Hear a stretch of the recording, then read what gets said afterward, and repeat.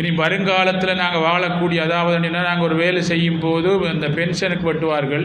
வெட்டினோடனே பின்னால் எங்களுக்கு வயசு போன உடனே இருந்து பாருங்கள் எதுவும் இல்லாமல் சாப்பிட்ற மாதிரி நாங்கள் இப்போ செய்யும் பாருங்கள். கட்டாயம் நீங்கள் எல்லோரும் பாருங்கள் காயத்ரி மந்திரம் சொல்லி ஒரு 10 நிமிஷம் ஆரம்பத்தில் 10 நிமிஷம் மனம் விடும். 10 நிமிஷம் பாருங்கள் காலையும் மாலையும் கட்டாயம் நாம் தியானம் பண்ணணும். ஏன்னு சொன்னால் யுக்தானந்தர் இருந்து பரமஹம்ச யோகானந்தர் இருந்து கிரியா பாபாஜோடு இருந்தவர்கள் எல்லாம் பாருங்கள் மனம் என்ன செய்யணும், மனம் உடலை சார்ந்திருக்கு.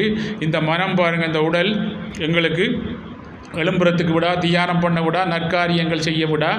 ஆனால் எங்களுக்கு அந்த உடல்ற நம்ம மொழியை கேட்டோம்னு சொன்னால் பிற்காலத்தில் நாங்கள் அள வேண்டி வரும், அளவுக்கு அதிகம் அள வேண்டி வரும், அளவுக்கு அதிகமான வறுமை ஏற்படும், அளவுக்கு அதிகமான நோய் வரக்குள்ள அளவதிக்கு அதிகமான மரணங்கள் ஏற்படுவதற்கு காரணம் இதுதான் அப்படின்னு சொல்லி அவர்கள் எல்லாம் நம்மளுக்கு பல வழிகளை காட்டியிருக்கிறார்கள்.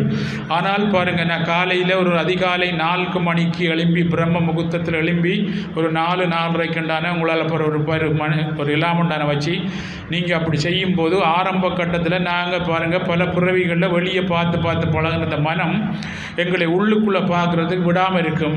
ஆனால் பாருங்கள் எலும்பையும் விடாது. என்னடா அதில் கட்டுப்பாட்டில் தான் நாங்கள் இருக்கோம். உலகம் இன்றைக்கு மனத்தில் கட்டுப்பாட்டில் பாவத்தில் கட்டுப்பாட்டில் இருக்கத்தால தான் இன்றைக்கு உலகத்தில் பாருங்கள் துன்பங்கள் நிறைஞ்சிருக்கு.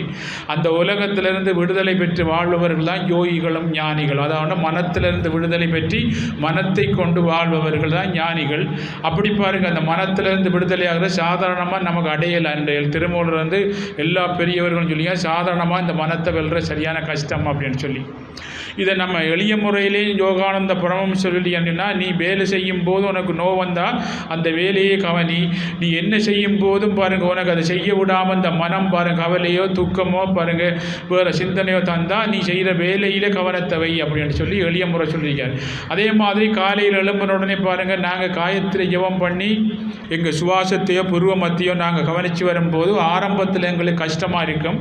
அப்படி அப்புறம் கஷ்டப்படப்பட்டு தான் நாங்கள் வெளியே வந்தோம் பாருங்கள். இப்போ எல்லோரும் நம்ம கஷ்டப்பட்டு வேதனைப்பட்டு தான் இங்கே வந்து பாருங்கள் ஒரு அளவு முழிக்கிற மாதிரி நாங்கள் பிறக்கும் போது இந்த பூமியில் இன்ப துன்பங்கள் நிறைந்த பூமியில் எந்த நாளும் பாருங்கள் யோசனை கஷ்டம் பிரச்சனைக்குள்ளெல்லாம் வாழ்ந்து கொண்டிருக்கோம். இப்போ அது நம்மளுக்கு பாருங்கள் அதை எவ்வளோ பாருங்கள் கஷ்டப்பட்டு தான் வாழ்கிறோம். ஒரு சாப்பிடக்குள்ளேயும் பல யோசனைகள் பாருங்கள், காலையில் எழும்பினோடனே பல யோசனைகளை கடந்து தான் நம்ம கடமையாற்றுறோம். என்னடினா மனம் எங்களை நற்காரியங்கள் செய்ய விடாது.